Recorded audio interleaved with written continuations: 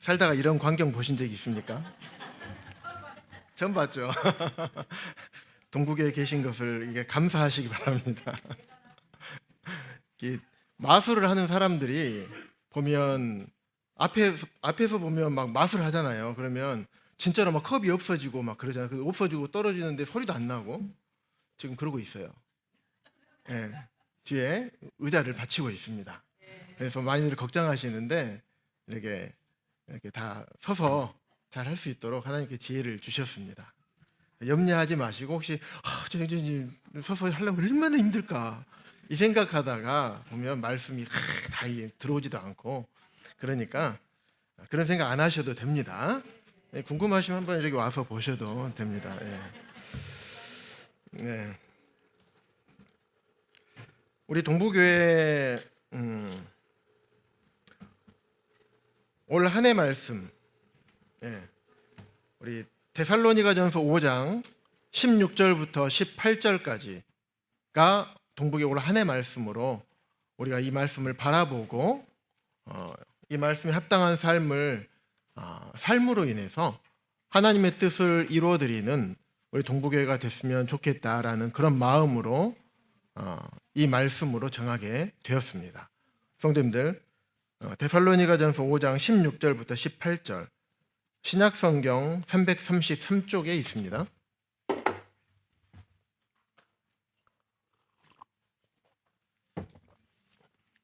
세 구절인데 길지 않으니까 한 목소리로 함께 읽도록 하겠습니다. 다 찾으셨습니까? 네, 함께 읽겠습니다. 시작. 항상 기뻐하라. 쉬지 말고 기도하라. 범사에 감사하라. 이것이 그리스도 예수 안에서 너희를 향하신 하나님의 뜻이니라. 너무나 잘하시는 말씀이시죠. 네. 그냥 지금 외우라기도 다 외우실 수 있는 항상 우리가 마음에 두고 있는 말씀입니다. 그래서 이제 이 말씀을 이제 준비를 하면서 오늘 말씀의 제목을 무엇으로 해야 될지 참 많이 기도했습니다. 근데 오늘 말씀의 주제는 하나님의 뜻을 이루는 삶이라는 주제로 정하게 되었습니다. 그래서 데살로니가전서 16절 18절 말씀을 모르시는 분이 아무도 안 계실 거예요. 그런데 왜 이런 말씀을 하셨을지 우리가 좀 배경 설명이 필요합니다. 데살로니가 교회에 대해서 먼저 말씀을 드리겠습니다. 데살로니가 교회는 사도 바울이 2차 전도 여행 때 데살로니가 교회가 개척이 됐어요. 그러니까 사도 바울이 안디옥 교회에서 출발해서 위로 올라가서 서쪽으로 가면서 1차 전도 여행 때 전했던 그곳을 마을을 다 들립니다. 그리고 서쪽으로 계속 가다가 아시아 쪽으로 복음을 전하려고 했다가 성령이 막으셔요. 그래서 비두니아 쪽으로 가려고 했다가 그래도 주의 영이 허락지 않으시는 거예요. 그래서 계속 서쪽으로 가다 보니까 두로아 항구가 있는 곳입니다. 두로아까지 이제 가게 된 거예요. 이제 바다인 거예요. 거기에 있을 때 건너와서 우리를 도우라는 음성을 듣고 배를 타고 사도 바울 일행 4명이 배를 타고 건너갑니다. 데살로니가서 1장 한번 앞으로 넘겨볼까요?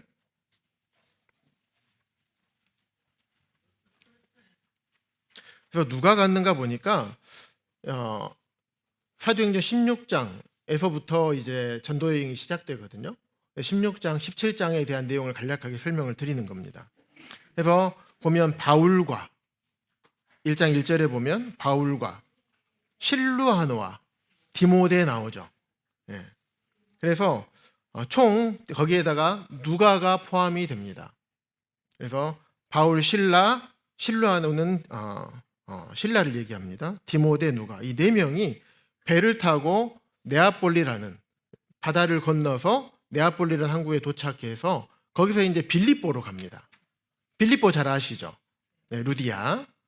그리고 빌립보 교회가 루디아와 빌립보 감옥에 있던 바울과 실라 그가 하나님께서 성령 역사하셔가지고 감옥이 막 흔들리고 문이 열려가지고 그때 간수가 다 도망가 버렸구나. 나는 이제 죽어야겠다. 자살하려고 할 때 바울이 그러지 마라 그랬잖아요. 그래가지고 그 간수들이 구원을 받습니다. 그래서 루디아와 빌립보 간수들을 통해서 빌립보 교회가 세워지게 됩니다. 그래서 거기에다가 이제 누가를 놔두고 떨어뜨려 놓고 이제 나머지 3명, 바울과 실라와 디모데, 이 3사람이 이제 데살로니가로 건너가는 것이었습니다. 그래서 사도행전에 보면 데살로니가에서 새 안식일 동안 회당에서 복음을 전했다라고 기록되어 있어요. 새 안식일. 근데 새 안식일 3주죠. 이게 3주만 데살로니가에 머문 것이 아니라 회당에서만 그렇게 했던 거예요. 그런데 회당에서 복음을 전하다 보니까 유대인들이 싫어해요. 그래서 핍박하고, 그래서 성도 가정에서 이제 모이게 된 것입니다. 그러다 보니까 회당에 나와야 될 사람들이 안 나오잖아요. 그래서 유대인들이 더 핍박을 하게 됐던 것이었습니다. 그래서 사도 바울이 이제 거기서 디모데를 놔두고 이제 베레아로 이제 또 넘어가게 됩니다. 그래서 베레아 지역으로 넘어가서 또 거기서 이제 복음을 전하게 됩니다. 그리고 베레아 지역은 우리 성도님 잘 아시죠? 특징. 베레아는 한 글자 빠졌어요. 더 신사적이었어요. 그 말은 데살로니가보다 더 신사적이라고 나오잖아요. 데살로니가 성도들도 신사적이었던 거예요. 그런데 베레아 성도들은 더 신사적이어가지고 말씀이 그러한가 하여 다시 살펴봤었잖아요. 그래서 베레아로 떠나게 됩니다. 그래서 그리고 떠날 때 디모데를 데살로니가에 놔두고 베레아를 떠나거든요. 그리고 이제 베레아에서 이제 복음을 전하고 있는데 베레아 성도들이 말씀이 그러한가 해요. 막 다시 살펴보고 엄청 말씀을 잘 받고 있었단 말이에요. 그런데 유대인들이 막 데살로니가뿐만 아니라 베레아까지 쫓아와가지고 사도 바울을 방해하는 거예요. 사도 바울 잡아 죽이려고 하고, 그래서 사도 바울이 급하게 이제 아덴으로 남쪽으로 이제 피신을 합니다. 그리스 지역, 그리스 수도가 아테네잖아요. 그래서 아덴으로 피신을 합니다. 아래쪽으로 내려옵니다. 그래서 거기에다가 신라를 이제 베레아에다 신라를 놔두고 이제 혼자 내려오는 거예요. 네. 그래서 바울은 혼자 사역해 본 적이 없었죠. 네. 그래서 이제 베레아에 연락을 해서 디모데와 신라를 자기가 지금 피해 있는 아테네로 오라고 얘기를 합니다. 그때 디모데를 데살로니가에 놔두고 갔잖아요. 그래서 디모데를 통해서 데살로니가 교회의 소식을 들은 거예요. 그래서 데살로니가 전서가 쓰여지게 된 것입니다. 그래서 디모데가 이렇게 말합니다. 데살로니가 교회 소식을 전하면서 성도들이 잘 있습니다. 하지만 그들이 좀 헷갈려하는 게 있었습니다. 왜냐하면 사도 바울이 우리 데살로니가 전서하면 우리 성도님들 잘 아시는 것처럼 휴거, 강림, 재림, 주의 날, 막 이런 내용들이 많이 있잖아요. 그래서 휴거에 대한 내용, 강림에 대한 내용, 재림에 대한 내용이 아주 많이 기록되어 있습니다.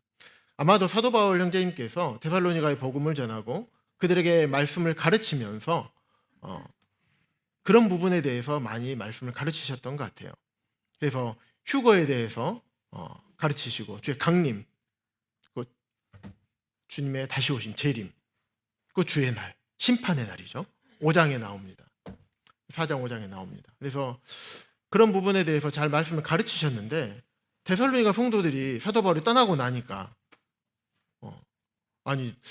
금방 오실 것처럼 말씀을 전했을 거 아니에요? 우리 성도님들 지금 우리가 주님 다시 언제 오신다고 얘기를 합니까? 곧 오신다고 하잖아요. 사도 바울 형제님도 아마 그랬을 겁니다. 곧 오신다고 했어. 그런데 도대체 언제 오시는 거야? 왜 그러냐면 살아있는 그들 입장에서, 말씀을 받는 데살로니가 성도 입장에서는 우리가 살아있을 때 주님 오실 줄 알았던 거예요. 그런데 사도 바울 떠나고 나니까 이제 어떤 사고나 어떤 또 노안으로, 질병으로 인해서 성도님들이 이제 소천하시는 거예요. 그러면 이분들이 다 어디 가느냐? 이게 궁금했던 거예요. 그래서 헷갈린 거예요. 디모데가 거기 있다 보니까 이런 두 가지 문제, 언제 오시는가, 그리고 주님 오시기 전에 죽은 사람들은 어떻게 되는가. 그래서 이런 부분들에 대해서 데살로니가 성도들이 어려워했던 것 같습니다. 그래서 사도 바울이 데살로니가 교회 성도들을 생각하면서 이 장에 보면 내가 유모와 같은 마음으로 편지를 쓰거든요. 그래서 데살로니가 성도들, 그래서 그런 어려움, 힘든 것이 있지만 그럼에도 불구하고 그들이 끝까지 믿음을 잘 지켰던 이런 부분을 칭찬하면서 그들을 격려하기 위해서 편지를 썼습니다. 첫 번째 이유. 두 번째, 방금 말씀드렸던 것처럼 재림과 종말에 대한 잘못된 이해를 바로잡기 위해서. 세 번째는 교리와 삶의 조화를 위해서 데살로니가 전서를 쓴 것입니다. 1장 2절, 3절, 2절에 보시면 우리가 너희 모두로 말미암아, 데살로니가 성도들로 말미암아 항상 하나님께 감사한다 그래요. 기도하면서 항상 너희를 기억한다. 그러면서 어떤 것을 기억하냐면 너희의 믿음의 역사와 사랑의 수고, 우리 주 예수 그리스도에 대한 소망의 인내를 기억한다는 거예요. 끊임없이 하나님 아버지 앞에서 끊임없이 기억한다고 합니다. 데살로니가 교회를 칭찬하고 있는 거죠. 굉장히 잘하고 있었다는 겁니다. 믿음의 역사. 데살로니가 교회에 복음을 전했었는데 데살로니가 교회 성도들이 그것을 잘 받았던 거예요. 간절한 마음으로 받고 구원받고, 또 사도 바울이 떠났을 때도 계속적으로 구원의 역사가 일어났다. 그것을 칭찬을 하고 있는 겁니다. 5절에 그런 내용이 기록되어 있습니다. 뿐만 아니라 또 믿음의 역사, 어떤 믿음의 역사인가? 9절에 보시면 우상을 버리고 하나님께로 돌아와서 살아계시고 참되신 하나님을 섬겼다. 구원받고 그냥 자기 마음대로 그전에 살던 삶으로 돌아가 사는 게 아니라 구원받았을 뿐만 아니라 하나님께 돌아온 거죠. 구원의 진짜 의미죠. 근데 그전에 섬기던 우상을 버렸던 거예요. 그래서 살아계시고 참되신 하나님을 섬기는 자가 된 거예요. 그런 삶을 살았던 데살로니가 성도들을 격려했던 것입니다. 그게 믿음의 역사인 겁니다. 데살로니가 교회에 그런 역사가 있었습니다. 그리고 사랑의 수고. 수고인데 그냥 수고가 아니죠. 사랑의 수고라고 기록되어 있습니다. 왜 이렇게 기록되었을까? 우리가 수고를 하는 데 있잖아요. 우리가 교회 안에서 많은 수고와 섬김이 필요합니다. 섬김에는 수고가 필요해요. 그런데 수고를 하는데 왜 했는가? 사랑하기 때문에. 사랑하기 때문에 내가 수고한 겁니다. 그래서 사랑의 수고라고 말을 하고 있어요. 자기 의로 내가 하고 싶어서 내 뜻을 이루기 위해서 내 마음대로 수고한 게 아니라 주님을 사랑하기 때문에, 성도를 사랑하기 때문에 그렇게 수고를 했습니다. 교회 안에 수고가 없으면 아무것도 되지 않습니다. 교회 모든 사역에는 수고가 필요합니다. 그래서 우리에게 누가 성도님들에게 물어볼 거예요. 성도님, 왜 그렇게, 우리 청년들 왜 그렇게 설거지해요? 왜 이렇게 집회 끝나면 의자, 수요 집회, 또 끝나고 나면 금요 집회 끝나고 나면 주일 예배를 위해서 의자를 세팅하고, 우리 성도님들 왜 구역별로 청소를 하고, 우리 자매님들 왜 애찬으로 그렇게 수고해 주고 계십니까? 말씀을 전하신 형제님들은 왜 그렇게 기도하면서 애를 쓰고 연구하고 그러면서 왜 수고하십니까? 차량으로 봉사하는 성도님들 왜 그렇게 차량으로 봉사하고 계십니까? 교회 학교 아이들, 말도 안 되는 아이들, 학생들 물어봐도 대답도 안 하고 찬양하자게도 교사들만 찬양하고 있는 것 같고, 왜 그런데 그 학생들을 위해서 기도하고 섬기고 계십니까? 우리 사랑하는 청년들을 위해서 왜 우리 청년부 교사들이 수고합니까? 이유가 무엇입니까? 우리 집사 형제님들이 왜 그렇게 수고하고 계십니까? 네, 사랑하기 때문에. 누가 물어보면 형제님, 자매님 왜 그렇게 하십니까? 믿지 않는 사람이 물어봐도 사랑하니까. 누구를요? 주님을. 두 번째, 성도를. 데살로니가 교회가 그랬다는 거예요. 그래서 사도 바울이 디모데로부터 데살로니가 교회에 같이 함께 있으면서 데살로니가 교회 성도들 어떻게 섬기는지 다 보고 보았던 거예요. 그 소식을 사도 바울이 듣고 데살로니가 교회 성도들을 격려하고 있는 것입니다. 그리고 뿐만 아니라 세 번째, 소망의 인내. 어떤 소망일까요? 내가 열심히 섬기면 인정받는 소망일까요?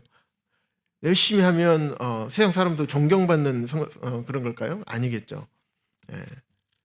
우리 주 예수 그리스도에 대한 소망이었습니다.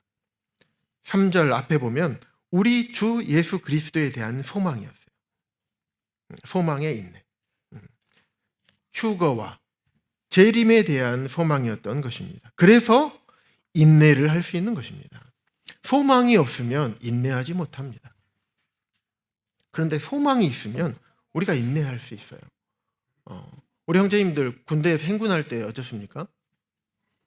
각개전투하고 유격할 때 어떻습니까? 끝날 시간이 있잖아요.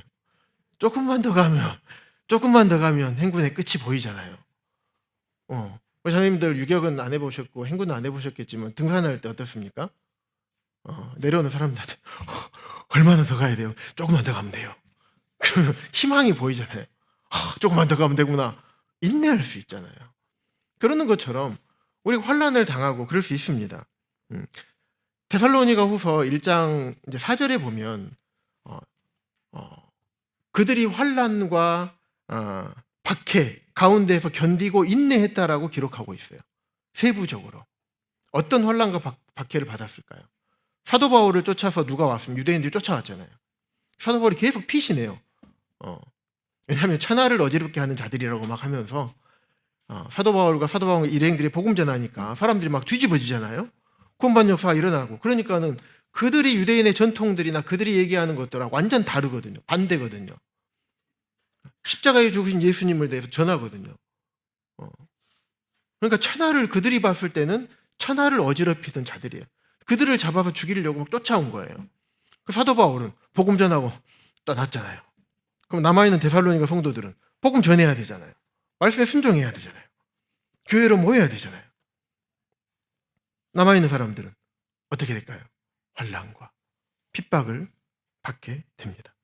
그럼에도 불구하고 그들이 인내할 수 있었던 것은, 또 인내하고 있었던 것은 재림에 대한, 종말에 대한, 휴거에 대한 소망이 있었던 것입니다. 계시록 7장 17절에 보시면 모든 눈물을 씻겨주실 것이라고 말씀을 하고 있어요. 보좌 가운데 계신 어린 양께서 그들의 성도들의 목자가 되사 생명수 샘으로 인도하시고 하나님께서 그들의 눈에서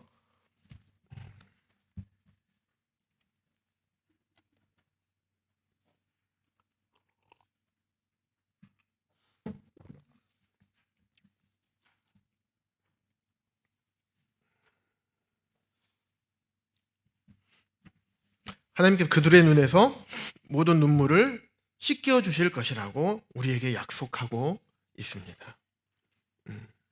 이런 소망이 있기 때문에 우리가 어떤 환난과 박해와 핍박과 어려움과 고난이 있더라도 견뎌내고 인내할 수 있는 것입니다. 그래서 사도 바울이 이렇게 잘 감당하고 있는 믿음, 소망, 사랑, 이 세 가지를 잘 감당하고 있는 데살로니가 교회 성도들을 칭찬하고 격려하고 있는 것입니다. 계속 이렇게 살아줬으면 하고 격려하는 거예요. 데살로니가 후서 한번 봐볼까요? 이 격려를 받고 데살로니가 성도들이 어떻게 살았을지 3절에 보시면요. 데살로니가 후서 1장 3절에 보시면 형제들아 우리가 너희를 위하여 항상 하나님께 감사하니 이것이 당연한 것은 너희의 믿음이 더욱 자라고 너희 믿음이 더욱 자란 거예요. 처음에 믿음의 역사였거든요. 근데 믿음이 더욱 자란 거예요. 그리고 너희가 다 각기 서로 사랑함이 풍성해졌대요. 그리고 4절, 그러므로 너희가 견디고 있는 모든 박해와 환난 중에서 너희의 인내와 소망으로 인한 인내죠. 믿음으로 말미암아 하나님의 여러 교회에서 우리가 친히 자랑하노라. 데살로니가 성도들이 믿음이 이렇게 자랐던 거예요. 우리 동북교회는 어떻습니까? 그렇죠? 전 동북교회도 이렇게 데살로니가 교회처럼 믿음과 사랑과 소망이 넘쳐가고 앞으로 더 잘할 것이라는 희망과 소망이 있습니다. 그래서 이래서 이 첫 번째 이유 때문에 격려하기 위해서 편지를 썼습니다. 두 번째, 그리스도의 재림과 종말에 대한 그릇된 이해를 바로잡기 위해서 썼습니다. 쭉 넘겨서 4장, 데살로니가전서 4장 13절부터 보시겠습니다. 여기서는 읽지는 않겠습니다. 그래서 자는 자들에 대해서 먼저 얘기를 하고 있어요. 자는 자들. 성경에 잔다 표현하는 것은 구원받은 성도님들이 먼저 이제 소천에서 계신다는 것을 잔다라고 표현을 하고 있습니다. 자는 자에 대해서 너희들한테 또 쓸 필요가 없다라고 하면서 자는 자들은 주께서 호령과 천사장 16절에 보면 호령과 천사장의 소리와 하나님의 나팔 소리로 친히 하늘에 강림하시리니 그리스도 안에서 죽은 자들이 어떻게 된다고요? 먼저 일어나고. 너희들이 헷갈렸는데 그게 아니라 죽은 자들은 먼저 자는 자들은 먼저 하나님께서 강림하신다. 강림하시는 건 공중 재림이죠. 공중 휴거예요. 강림과 재림은 다르죠. 재림은 보통 지상 재림을 얘기합니다. 그래서 휴거될 때 자는 자들이 죽은 자들이 먼저 소천한 분들이 먼저 일어난다. 그 다음에 그때 살아있는 분들은 그 다음에 동시에 살아있는 분들이 그 다음에 하나님께로 끌어올려 간다. 17절에 마지막 후반절에 보시면 그리하여 우리가 항상 주와 함께 있으리라. 18절 그러므로 이러한 말로 서로 위로하라. 이런 소망이 있기 때문에 그런 핍박과 환난이 있더라도 서로 위로하라고 말하고 있는 것입니다. 이런 부분들을 사도 바울이 잘 데살로니가 전서를 통해서 이런 부분을 잘 설명을 해주고 있습니다. 그러면서 5장 1절에 보면 형제들아 때와 시기에 관하여는 너에게 쓸 것이 없다. 주의 날, 여기서 말하는 주의 날은 요엘서에서 얘기하고 있는 요엘서 2장에서 얘기하고 있는 심판의 날을 의미합니다. 휴거의 날이 아니에요. 심판의 날을 말합니다. 그 심판의 날이 언제 올 거냐? 도둑같이 이른다. 그리고 3절에 그들이 평안하다 안전하다. 여기서 그들은 형제들을 얘기하고 있지 않습니다. 믿지 않는 사람들. 그래서 믿지 않는 사람들이 평안하다 안전하다 할 때 그날이 도적같이 온다고 얘기를 하고 있습니다. 임신한 여자에게 해상의 고통, 우리 자매님들 임신했을 때 해산의 고통이 언제 맨날 며칠 몇 시에 몇 분쯤 몇 초쯤에 온다고 알고 계십니까? 아니죠. 갑자기 찾아오죠. 그렇죠, 형제님들. 형제님들 잘 모르시네요. 저도 몰랐어요.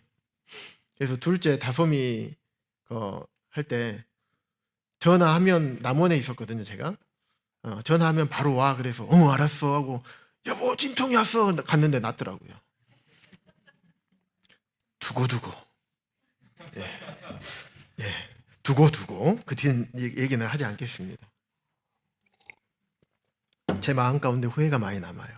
아쉬움이 많이 남죠. 그래서 멸망이 갑자기 그들에게 믿지 않는 자들에게 이른다고 얘기합니다. 형제들아 4절 성도들 데살로니가 성도들은 너희는 그들하고 다르다. 어둠에 있지 않고 그날이 도적같이 너희에게 임하지 못할 것이다. 이렇게 얘기해요. 너희는 다 데살로니가 성도들은 빛의 아들이고 낮의 아들이다. 우리가 밤에나 어둠에 그들처럼 멸망할 자들처럼 죄의 날에 심판받을 자들처럼 밤이나 어둠에 속하지 않은 자들이다. 이렇게 말씀하고 있습니다.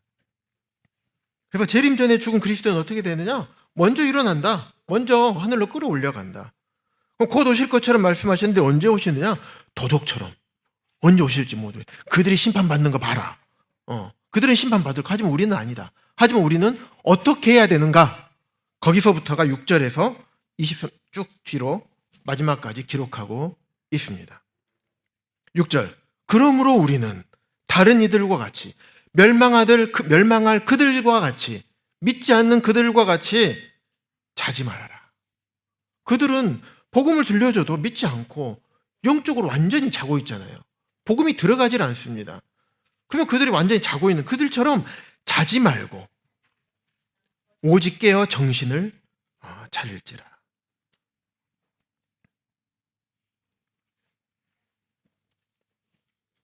그래서 6절부터는 교리와 삶의 조화를 위해서 쭉 기록하고 있습니다. 8절에도 우리는 낮에 속하였으니 정신을 차리고 믿음과 사랑의 호심경을 붙이고 구원의 소망의 투구를 쓰자. 호심경이라고 하는 것은 이게 보호해 주는 겁니다. 그래서 정신을 차리고 믿음과 사랑의 호심경을 다 우리 보호해 줘야 돼요. 믿음과 사랑이 깨어지지 않도록. 그리고 호심경을 붙이고 구원의 소망의 투구를 여기도 믿음, 사랑, 소망 나오잖아요. 이거를 써야 됩니다. 그래서 자고 있는 사람의 특징이 어떻습니까? 우리 아이들 깨워보면 어때요? 얘들 학교 가, 일어나. 반응이 예! 일어나서 아빠 일어나, 감사합니다. 딱 준비하고 가죠. 직장 생활에도 제가 주영 형제한테 복수를 좀 해야 되겠습니다.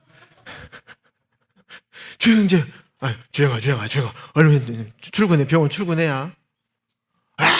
피곤해 죽겠는데. 그러지 않을까요?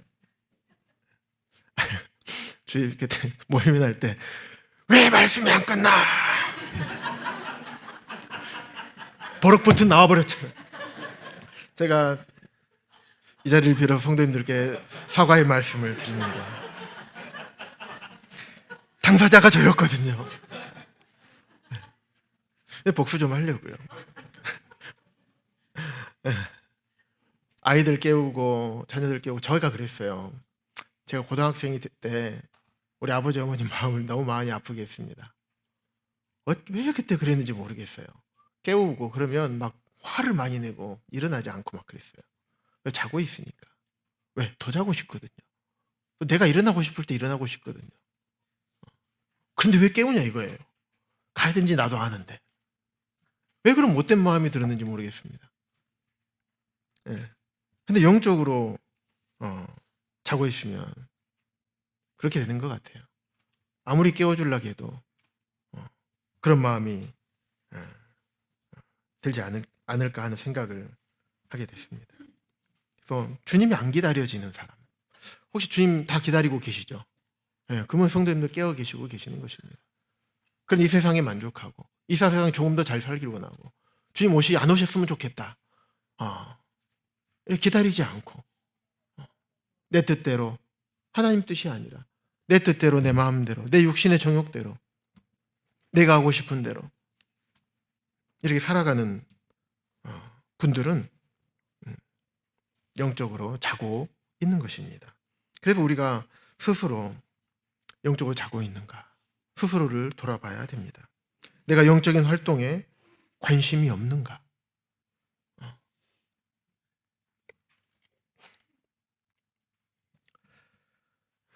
그래서 하지만 우리에게 희망과 소망이 있는 것은 10절 한번 보시면요, 예수께서 우리를 위하여 죽으사.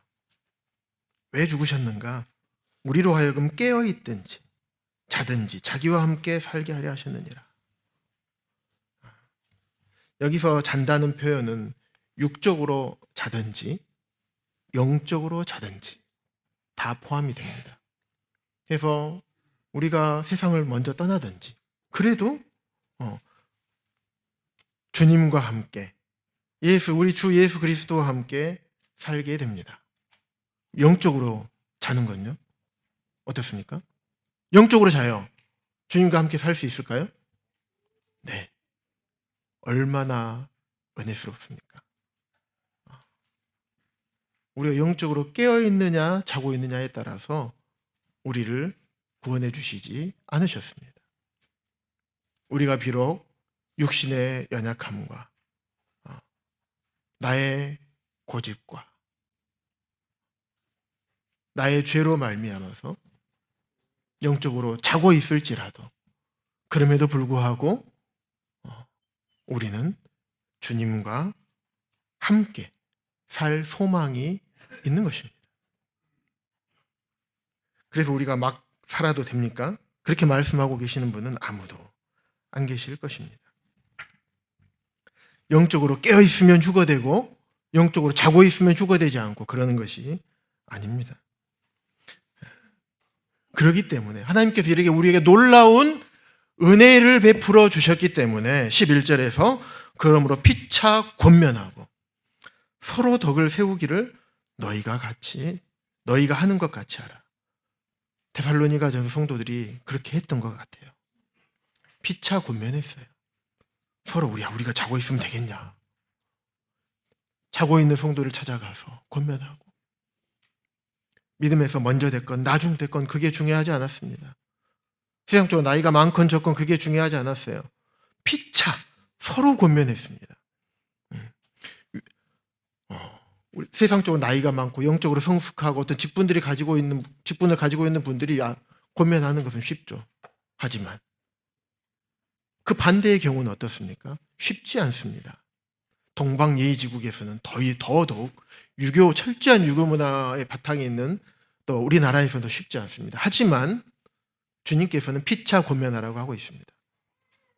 그래서 권면을 할 때 참 예의 바르고 정중하게 권면을 해야 될 것이고 또 아랫사람이나 나보다 영적 어린 분이 나에게 권면을 한다. 기분 나쁘게 받을 것이 아니고 오히려 감사함으로 받는 모습이 필요합니다. 데살로니가 교회 성도들이 그렇게 했습니다. 그래서 너희가 하는 것처럼 피차 권면하고 서로 덕을 세워줘라. 나 혼자만 잘났다 내 덕만 세우는 게 아니라 서로 세워주는 겁니다. 교회는 서로 세우는 것처럼 그런 곳입니다.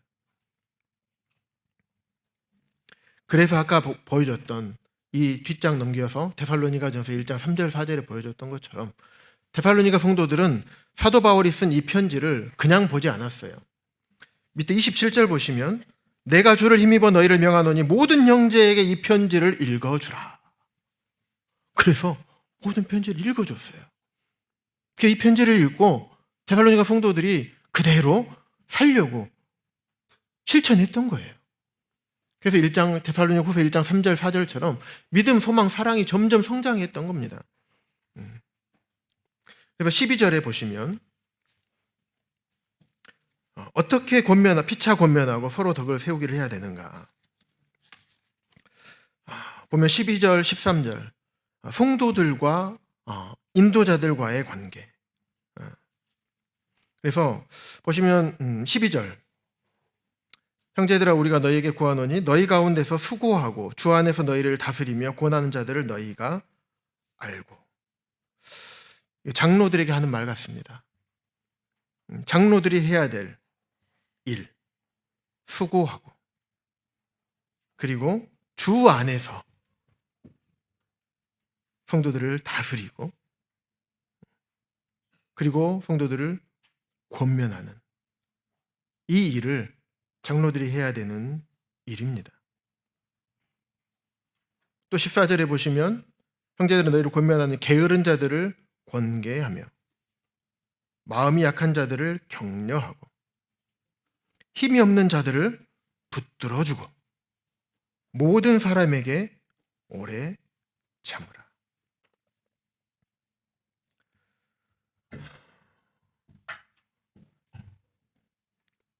이 장로들이 해야 될 일입니다. 이 말씀은 14절, 15절은 14절 이후에 있는 말씀들은 장로들뿐만 아니라 모든 성도님들이 해야 될 말씀입니다.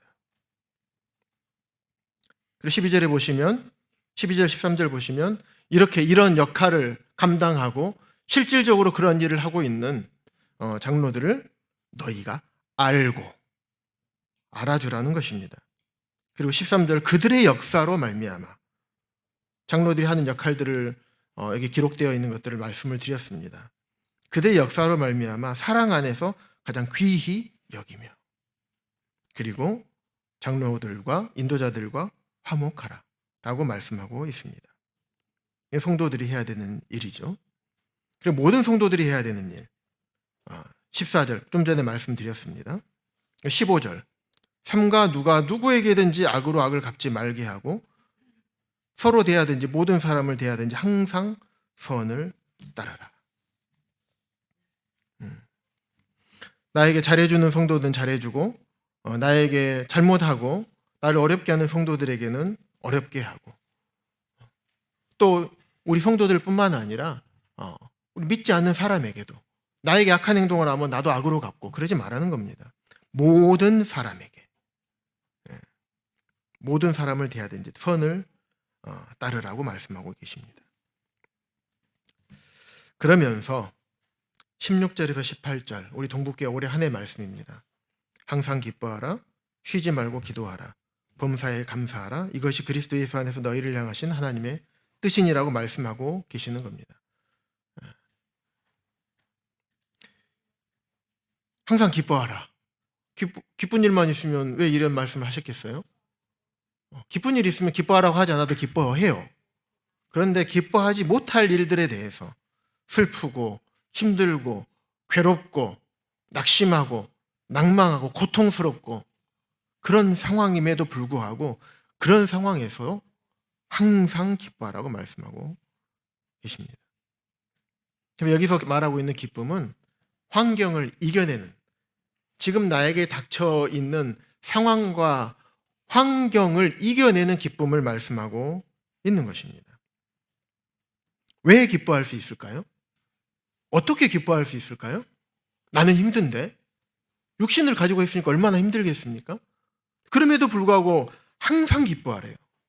어떻게 그럴 수 있어요? 소망이 있기 때문에.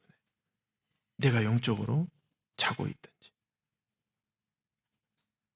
내가 주님과 멀어져 있든지, 내가 주님 앞에 회개하지 못하고 여전히 죄 가운데 있든지 간에 우리가 주와 함께 살 수 있다는 이 소망이 있기 때문에 그렇습니다. 우리의 삶은 이 땅에서의 삶이 끝이 아니라 영원한 삶에 대한 소망이 있습니다. 하나님은 항상 또 옳으신 분이십니다. 우리가 틀린 것이지 하나님은 틀리지 않습니다. 그래서 내가 생각할 때 기쁘지 않아. 내가 생각할 때 힘들어. 그러니까 기뻐하라는 말씀에 순종이 안 되는 거예요. 하나님은 항상 옳으신 분이에요. 그렇기 때문에 항상 기뻐하는 게 맞는 거예요. 이것이 하나님의 뜻이라고 18절에서 말씀하고 계시잖아요. 이것이 우리를 향한, 하나님을 향한이 아니라 우리를 향한, 그게 우리에게 유익하니까. 우리가 변하는 것이지 하나님은 한결같은 분이십니다. 우리가 실수하는 자들이지 하나님 실수하지 않으십니다. 하나님은 항상 우리의 삶에서 항상 좋으시고 매우 좋으신 분이십니다. 그렇기 때문에 우리는 항상 기뻐해야 하고 기뻐할 수 있습니다. 결국엔 우리가 기뻐하지 못하는 것은 나 한번 해보십시오. 나. 자, 좀 세게 쳐보십시오. 괜찮습니다. 견딜만 합니다. 나 때문입니다. 이게 아니더라고요. 네. 이게 아니라 나 때문이더라고요. 기쁨이라는 단어의 의미가 어떤 형제님 이런 말씀을 하시더라고요. 내 안에 그리스도께서 사신다 라고 깃발을 딱 꽂아 놓는 거래요. 깃발을 왜 꽂습니까? 나만 보라고 꽂습니까? 아니죠. 성에 깃발을 꼽는 데 보면 보통 보면 이 길을 막 전쟁터에도 깃발을 들고 나가잖아요. 깃발에 대한 다 의미가 있습니다. 어떤 부대. 군대 다녀오신 분들은 잘 알 거고요. 사극 영화를 보면 잘 아실 겁니다. 성에는 성주나 또 그 나라의 왕에 대한 의미가 있는 거예요. 그 깃발을 꼽는 거예요. 그래서 우리 마음 가운데 내 삶의 주인은 내가 아니라 그리스도다. 주님이시다라고 깃발을 딱 꼽는 것이 기쁨이라는 단어의 의미라고 합니다. 하나님의 하나님 되심을 인정하는 것입니다. 빌립보서 4장 4절에서도 항상 기뻐하라라고 하지 않으셨어요. 주 안에서. 주 안에서 기뻐하는 겁니다. 어떻게 내가 기뻐할 수 있게? 내 환경을 봤을 때 기뻐할 수 없죠. 내 자신을 봐도 기쁨이 안 나오는데요. 하지만 주 안에서 항상 기뻐할 수 있는 것입니다. 그 다음에 쉬지 말고 기도하라. 이 말은 물론 하나님께 항상 내 원하고 나의 필요와 또 나의 어려움을 하나님께 호소하고 하나님께 구하라는 말도 포함이 됩니다. 하지만 여기에서는 지속적으로 기도의 끈을 놓지 말라는 의미입니다. 기도는 하나님과의 대화죠. 그래서 하나님과의 관계의 끈을 놓지 말라는 거예요. 대화하지 않으면 어떻습니까? 자, 부부끼리 대화가 없어요. 엄청 친밀해지죠. 더 사랑스러워 보이고 막 그러죠. 꼴 보기 싫어질 거예요. 어쩌면 이 용어가 좀 합당하지 않을지 모르겠지만 점점 정이 사라질 겁니다. Out of sight, out of mind. 눈에서 멀어지면 마음에서도 멀어지게 돼 있어요. 그래서 사람의 죄성 때문에 그렇습니다. 어쩔 수가 없어요. 하나님과의 관계가 멀어지면 멀어질수록 누구하고 가까워질까요? 사단하고 가까워집니다. 사단은 어떤 자입니까? 나누는 자, 속이는 자, 분리하는 자입니다. 삼킬 자를 찾아 두루 다녀요. 그런데 무서운 모습으로 다니지 않습니다. 내가 처해 있는 상황, 내 마음, 내가 어떤 것을 하고 싶어 하는지 복수하고 싶으면 야, 네가 당하고만 있냐 복수해라. 주영자한테 그런 마음으로 복수한 게 아닙니다. 오해하지 않으시기 바랍니다. 막 우리가 막 시원하게 우리 마음을 시원하게 막 해주는 유혹을 엄청나게 합니다. 사단은 그런 자예요. 그래서 하고 나면 뒤에서 웃죠. 속았구나. 그래 잘했어. 그 뒤에 있는 사단의 음흉한 미소를 보실 수 있는 영적인 눈이 필요합니다. 빌립보서 4장 6절과 7절 잘 아시는 말씀입니다. 자, 읽어드릴게요. 그래서 기도하라고 합니다. 아무것도 염려하지 말고 다만 모든 일에 기도와 간구로 너희 구할 것을 하나님께 감사함으로 하나님께 아뢰라. 그리하면 모든 지각에 뛰어난 하나님의 평강이 그리스도 예수 안에서 너희의 마음과 생각을 지켜주신대요. 우리를 흔들고 우리를 어지럽히게 하는 마음, 주님 앞에 가까이 가지 못하게 하고 주님과 관계를 맺지 못하게 하고 이런 것에 우리 마음과 생각을 지켜준다고 하는 것입니다. 믿음과 사랑과 소망 안에서 살 수 없도록 만드는 그것으로부터 우리의 마음과 생각을 지켜주시는 거예요. 그래서 큐티하라고 하는 겁니다. 굉장히 어렵습니다. 사단이 끊임없이 그거 못하게 하거든요.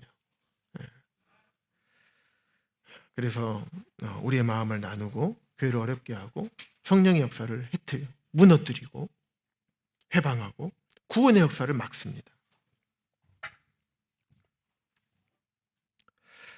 그래서 어떤 일이 있을 때 우리 마음을 요동하게 하고 내 생각을 삐뚤어지게 하고 사실을 사실로 바라보지 못하고 왜곡되게 하고 그래서 우리가 이단 사상에도 빠지고 지난번에 이상담 형제님 병원에 있을 때 말씀 들었지만은 그 누님처럼 그렇게 신천지로 빠지기도 하는 어려움을 겪게 되는 겁니다. 또 세상의 유혹이나 죄, 자아 그런 가운데서 내가 깨어 있을 수가 없습니다. 기도하지 않으면.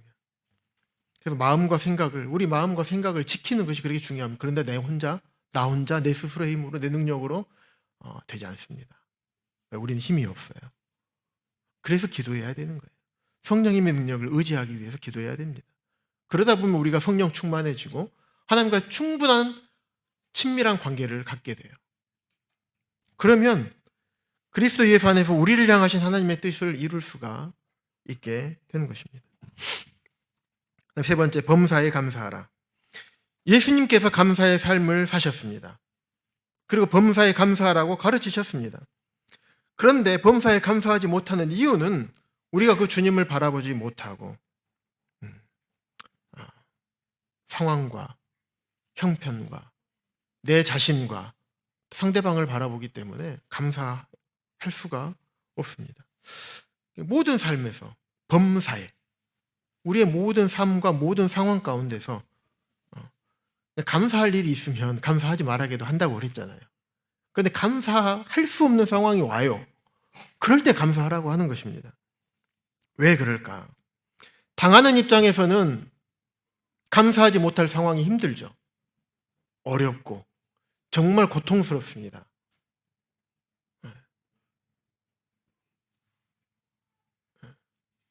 정말 죽고 싶을 때가 있을 정도로 그럴 때가 있어요. 우리가 삶을 살다 보면. 그럼에도 불구하고 어떻게 감사할 수 있습니까?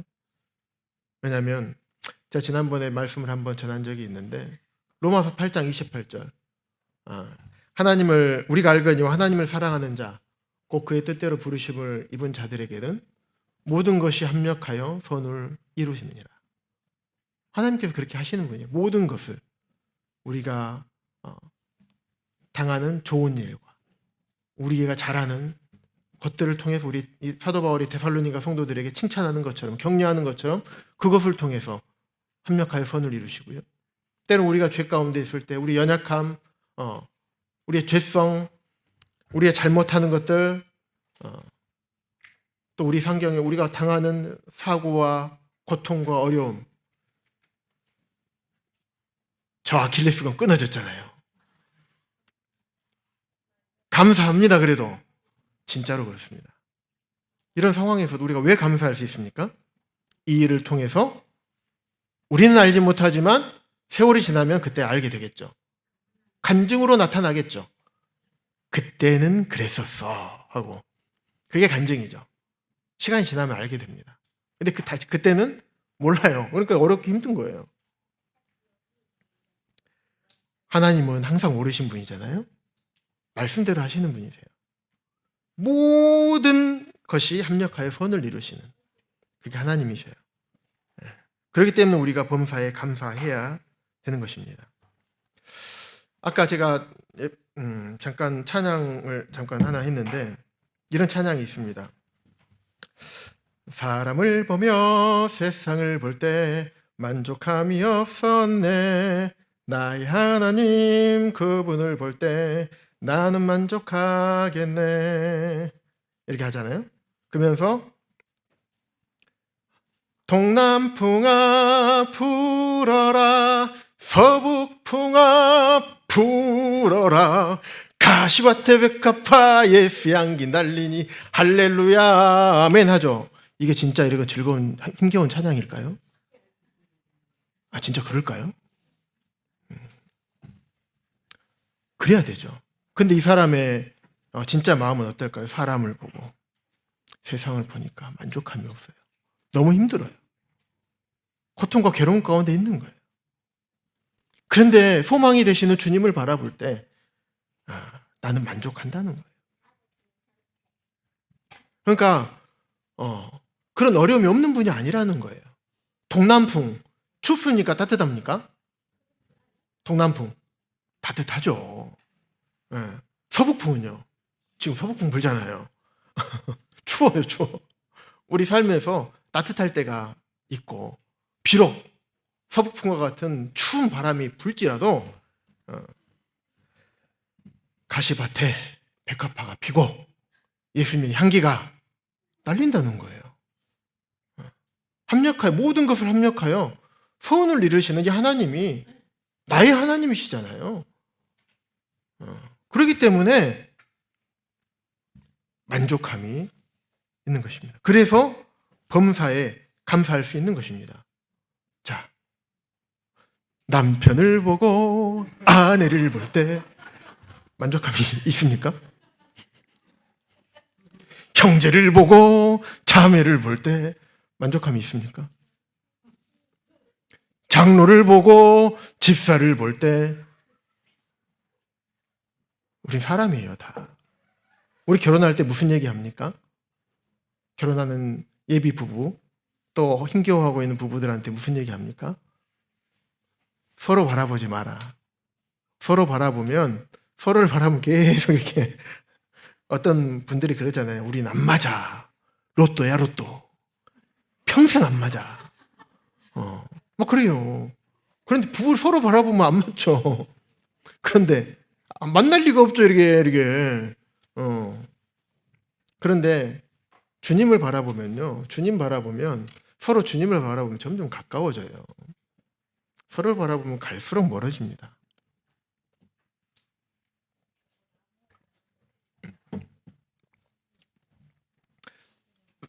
남편 아내 보면 그렇게 되죠. 근데 성도님들 서로 바라보면요. 우린 사람이에요. 물론 성도님들을 통해서 기쁨과 위로와 감사와 위안을 받습니다. 기쁨을 누려요. 그건 사실입니다. 하지만 항상 그렇지는 않습니다. 근데 우리 주님 바라보면요. 항상 감사할 수 있습니다.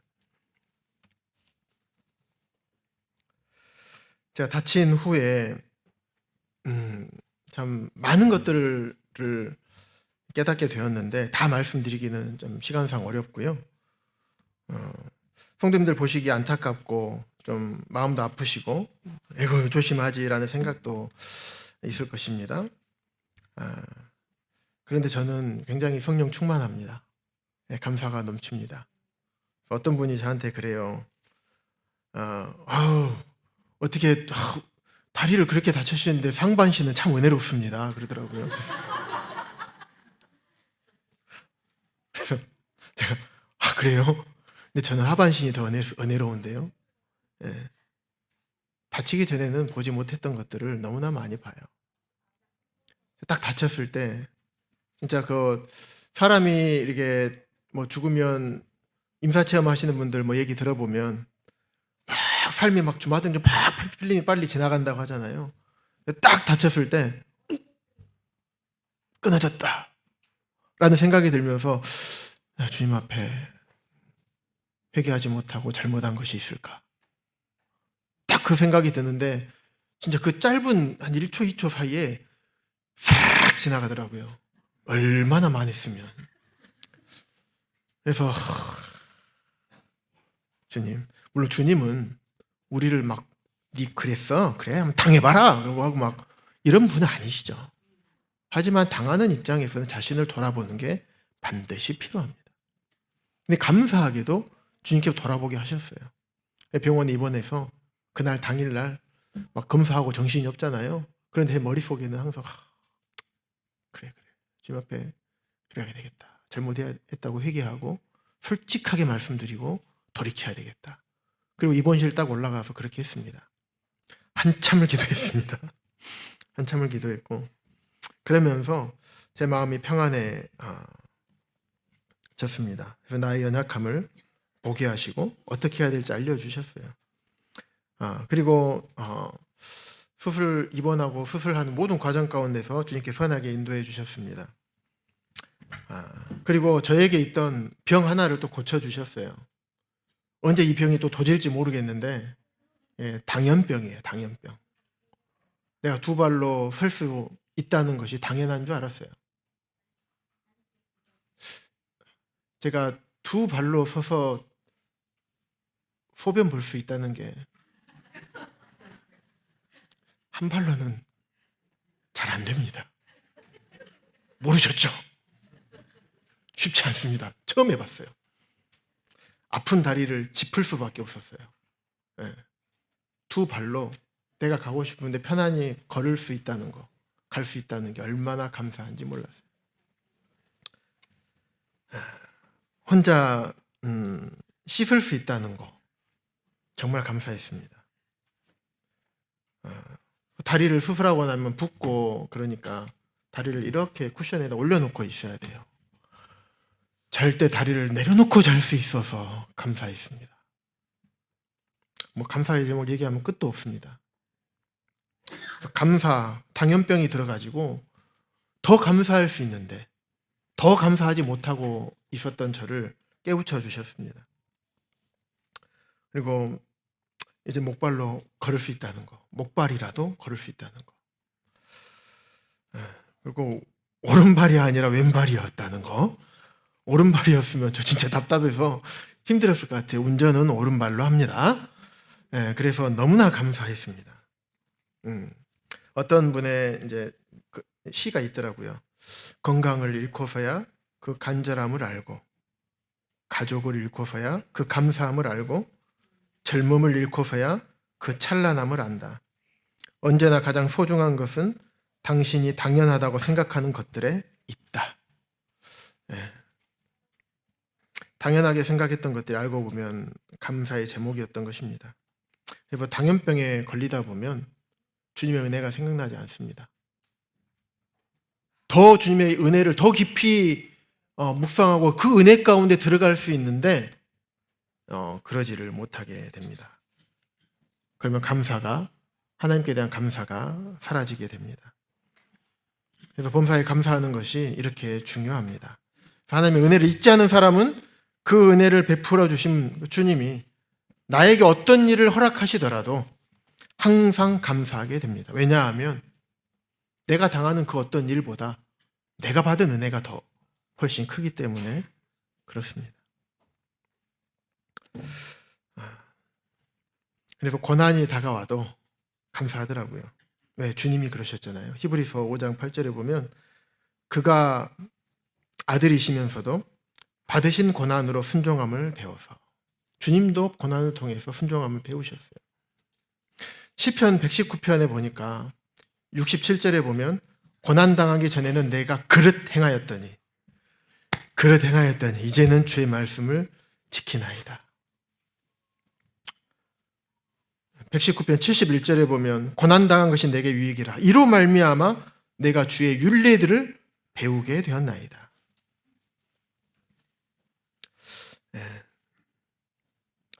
그런 것 같습니다. 그래서 고난이 다가오고 어떤 힘든 일이 있더라도 우리가 감사할 수 있는 것입니다. 주님이 계시기 때문에, 우리에게 하늘의 소망이 있기 때문에, 우리를 공중으로 끌어올리시고 이 땅에서는 7년 환란이 있지만 어린 양의 혼인잔치와 상급의 심판 때가 있을 것입니다. 그리고 다시 땅에 내려 천년왕국이 주님과 함께 내려와서 주님과 함께 왕노릇 하게 될 것입니다. 주님께서 우리를 위해서 예비하신 새하늘과 새 땅이 우리에게 예비되어 있습니다. 우리를 마지막까지 그곳으로 모든 성도님들을 데리고 가실 것입니다. 이런 소망이 우리에게 있는 것입니다. 그래서 올 한 해 동안 이 데살로니가전서 5장 16절에서 18절, 우리가 실제적으로 하나님의 뜻에 합당한 삶을 살아야 될 것이 엄청 많습니다. 하지만 그 중에서 올 한 해는 이 16절에서 18절 말씀을 통해서 우리 성도님들의 개인의 삶 가운데에서 실제적으로 항상 기뻐하고, 실제적으로 쉬지 말고 기도하고, 실제적으로 범사에 감사하는 삶을 살아가게 되시는 우리 동국의 모든 성도님들이 되기를 간절히 바라는 마음이 있습니다. 기도드리고 말씀